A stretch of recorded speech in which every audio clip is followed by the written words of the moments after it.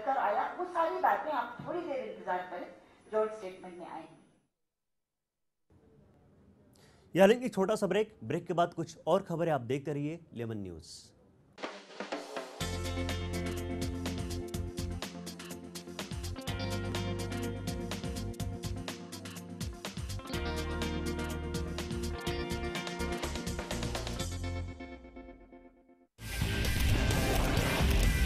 जो percentage of voting है ये बम्पर माना जा सकता है। मरते किसान और सोते सरकार। नमस्कार, मैं प्रशांत आंग्रे और आप तमाम दर्शकों का स्वागत है एसएम प्राइम टाइम में। लेमन प्राइम टाइम हर रात 9 बजे। अंडरवर्ल्ड की नब्ज पहचानता हूं मैं, हर गैंग के राज जानता हूं मैं। कहां से चलती है कंपनी, कैसे किया मुंबई पुलिस ने कंपनी को खल्लास, कौन चला रहा है माफिया नेटवर्क, इन सबकी खबरें देता हूं मैं। इन 22 सालों में गैंगवार मैंने देखे, गली के गुंडों को डॉन बनते मैंने देखा। लेमन न्यूज की क्राइम टीम रखेगी अपराध जगत पर पैनी नजर।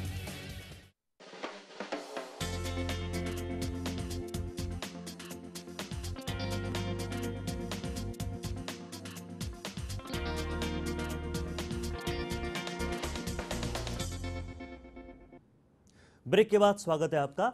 उत्तराखंड के एक साल पहले आई आपदा को आज पूरा एक साल हो गया है। एक साल पहले पानी के जलजले से लोगों ने अपनी जान गंवाई थी, हजारों घर जमींदोस्त हो गए थे। आज एक साल बाद भी हालात सुधरे नहीं हैं। तीर्थ यात्रियों की संख्या में आई गिरावट से यहाँ होटल और गेस्ट हाउस लोगों की कमर तोड़ कर रख दी है। पर्यटन व्यवसाय पर टिके इस राज्य की हालत अब ज्यादा बदतर हो गई है। ठीक एक साल पहले 17 जून 2013 को यहाँ एक बहुत बड़ा सैलाब आया था और इसी वजह से यहाँ काफ़ी नुकसान हुआ है। इस पर विस्तार से जानकारी के लिए सीधे जुड़ते हैं हमारे संवाददाता राकेश भट्ट के साथ। राकेश, एक साल पहले 17 जून 2013 को यहाँ एक सैलाब आया था केदारनाथ में, तो इसके बाद एक साल पूरे होने के बाद आज वर्तमान में क्या स्थिति है केदारनाथ की? जी, एक वर्ष बीत जाने पर ये निश्चित रूप से आज वो पुरानी उस तरह की जो विस्मयकारी जो यादें हैं वो ताज़ा हो गई हैं। जी जी। और बड़ा दुख का एक वातावरण सा, मतलब मैं कह सकता हूँ कि पूरे चारों तरफ पहाड़ों में आज के दिन पर है। जी जी। लेकिन अफसोस ये है कि एक वर्ष बाद भी स्थिति अभी ज्यों की त्यों है। कुछ एक आध सड़कों के हिस्सों को ठीक करके सरकार ने अपनी तीसरी मान ली है जी, लेकिन हालात अभी भी ज्यों की त्यों हैं। और आप सब देख रहे हैं, सुन रहे हैं सभी तरफ से कि अभी भी केदार घाटी में और केदारनाथ के आसपास नर कंकालों का मिलना निरंतर जारी है। जी जी। और ये बड़ा दुख का विषय मैं समझता हूँ कि हमारे क्षेत्र के लोगों के लिए और है, और पूरे शासन स्तर पर भी बड़ी शर्मिंदगी मतलब यहाँ के लोगों को उठानी पड़ रही है। जी जी जी। कि जगह जगह पर मानव कंकाल बिखरे पड़े हुए हैं। और एक वर्ष पहले सरकार ये दावा करती थी कि सभी शवों को निकाल दिया गया, उनकी अंत्येष्टि कर दी गई है, लेकिन इसके उलट हालात ये हैं कि हर कदम पर नर कंकाल मिल रहे हैं, जो काफी शर्मनाक स्थिति है जी। और मैं ये कह सकता हूँ कि सरकार इस रेस्क्यू में पूरी तरह से असफल सिद्ध हुई है जी। जब सरकारी दावा करती है कि उन्होंने पूरी व्यवस्थाएं चाक चौबंद कर दी हैं, तो ऐसा कुछ भी यहाँ नजर नहीं आता। राकेश जी, जो लोग जिन्होंने अपनी जान गंवा दी है उनको सरकार ने 7 लाख की एक राशि, अनुग्रह राशि दी थी, घोषित की थी। क्या अब तक लोगों को मिल पाई है वो मुझे लगता है कि प्रॉपर तरीके से जहाँ जो बेनिफिशरीज थे, जो जिनको लाभ मिलना चाहिए था जी, वो उन्हें वो लाभ मिला नहीं। अभी क्षेत्रीय स्तर पर देखें तो यहाँ बहुत से गाँवों में, बहुत से घाटियों में, बहुत से कस्बों में अभी भी ऐसे लोग हैं जिनके परिजन लापता हुए रोजगार के लिए वहाँ गए थे। जी जी। उन्हें अभी तक प्रॉपर जो एक सरकारी मदद जो घोषणा जो हुई थी वहां तक उनके हाथों तक वो भी मदद जा नहीं सकी। एक के दुख के किस्सों को अगर छोड़ दिया जाए तो ज्यादातर लोग अभी इस आस में हैं कि उन्हें कब सरकारी मदद मिलेगी। राकेश जी, वहाँ के अब जो सड़कों के हालात है या फिर पुल टूट गए थे, तो उनके क्या स्थिति है उनकी अभी आज वर्तमान स्थिति में? देखिए, काफी हद तक जब रावत सरकार जब परिवर्तित हुई है, बहुगुणा सरकार के बाद जब रावत सरकार का यहाँ अस्तित्व में जब ये आए तो इन्होंने कुछ हद तक केदार मार्ग को, जहां तक मैं कहूँ, थोड़ा कुछ हद तक जहां जहां पर कुछ मार्ग है वहां पर इन्होंने सड़क को पक्का करने की कोशिश की है। लेकिन फिर भी जो बड़े वाहनों और उस तरह की जो आवाजाही जो निरंतर जिसमें हो सकती है, उस तरह के मार्ग की अभी इसका विकास नहीं हो पाया है। ये जरूर है कि यहाँ से गौरीकुंड तक मतलब बड़ी मुश्किल से एक वाहन पहुंच सकता है, लेकिन जिस आबाद गति से पहले यात्रा चलती थी, जाहिर है कि आसान नहीं है। राकेश जी बताइए कि बद्रीनाथ केदारनाथ में जिस तरह लोग भारी संख्या में आते थे, क्या इस साल भी वो संख्या है या लोग सहमे हुए हैं, यात्रियों की संख्या कम हो गई है? बिल्कुल भी नहीं, बहुत गिरावट आई है यात्रियों की संख्या में। और जो लोग पहुंच रहे हैं वो भी जिन हालातों में, यहाँ पर जिन हालातों का सामना कर रहे हैं, वो किसी से छुपे नहीं है। और निश्चित रूप से ऐसे लोगों के जज्बे को सलाम भी करना चाहिए जो ऐसे हालात में आप पहुंच रहे हैं। जी। और मुझे लगता है कि अगर इसी तरह से लोग व्यक्तिगत स्तर पर अपने प्रयासों से यहाँ पर पहुंच सके तो ये उनका अपना साहस है, अपना जज्बा है। जी। अदरवाइज सरकारी स्तर पर ऐसी कोई विशेष उत्साह मुझे नजर नहीं आता। राकेश जी, जिन लोगों के लापता होने की अब तक कुछ खबर नहीं है या फिर वो मिले नहीं मिले, तो क्या उनके बारे में उनके घर वाले अभी भी वहां आकर पूछताछ करते हैं? हाँ, काफी हद तक लोग यहाँ पहुंचते हैं। कुछ लोगों ने अपने खोए हुए लोगों के पोस्टर और चित्र यहाँ पर चस्पा किए हैं जगह जगह पर जी। और अभी भी लोग इस आस में हैं कि उनके कुछ परिजन यहाँ पर मिल जाएं जो पिछले वर्ष इस आपदा में कहीं खो गए थे, कोई लापता है। जी। लेकिन मुझे लगता है कि पूरी संभावना ना के बराबर है कि ऐसी कोई संभावना यहाँ नजर आती है कि कोई किसी के खोए हुए परिजन यहाँ मिल सकेंगे।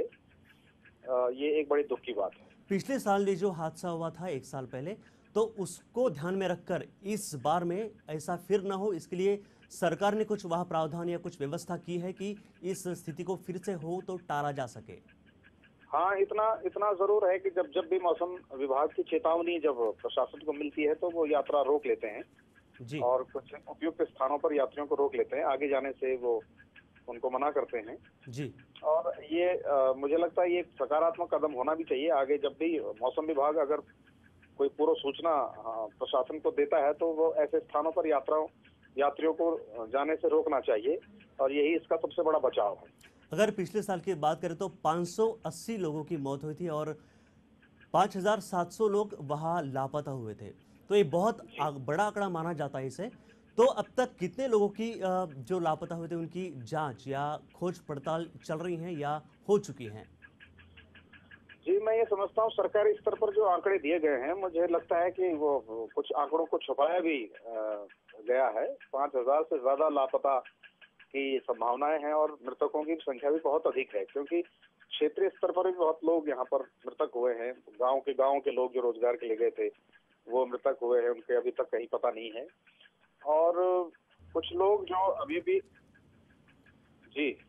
राकेश जी, बड़ी श्रद्धा के साथ लोग केदारनाथ यात्रा को जाते हैं, तो ये जो पूरा मंजर था, पूरा हादसा जो था, बहुत दिल दहलाने वाला था, तो क्या इस बार लोगों के मन की श्रद्धा कुछ कम होती नजर आ रही या भगवान पर का विश्वास वैसे का वैसा धरा हुआ है?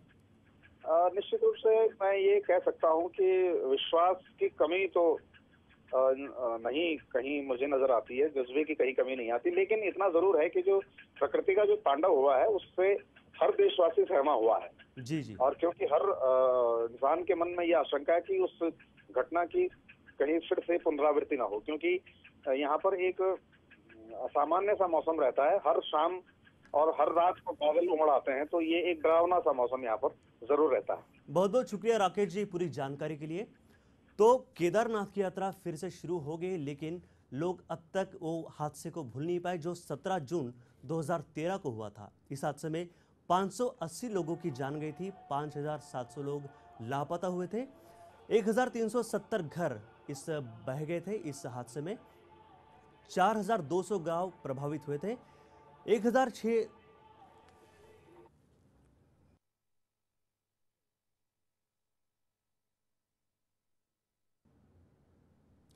यहाँ लेंगे एक छोटा सा ब्रेक के बाद कुछ और खबरें।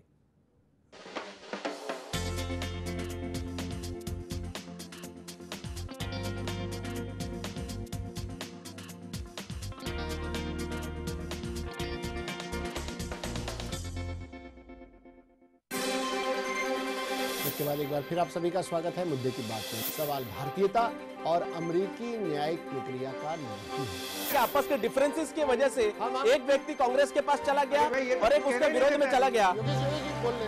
सलमान जी ये तो हमें कुछ बोलने नहीं दे रहे। आकंठ राजनीति में डूबे कुछ नेताओं ने इसमें भी अपनी रोटी सेकने का सामान इकट्ठा कर लिया है।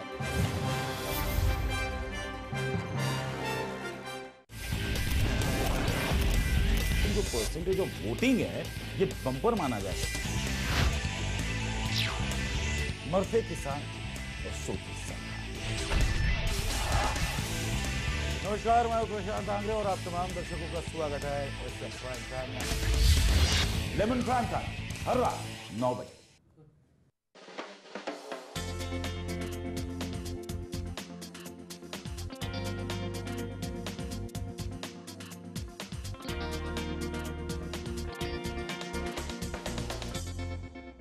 ब्रेक के बाद स्वागत है आपका। रेसिंग ट्रैक के बादशाह माइकल शूमाकर सोमवार को कोमा से बाहर आ गए। डॉक्टर ने उन्हें उनकी सुधरती हालत को देखते हुए अस्पताल से ले जाने की इजाजत दे दी थी। आपको बता दें कि माइकल शूमाकर पिछले 6 महीनों से कोमा में थे। एक हादसे में शूमाकर गंभीर रूप से घायल हुए थे, जिसके बाद वो कोमा में थे और जब उनकी सेहत में सुधार आया तो जाहिर माइकल शूमाकर के प्रशंसकों ने उनके लिए अच्छी खबर दी।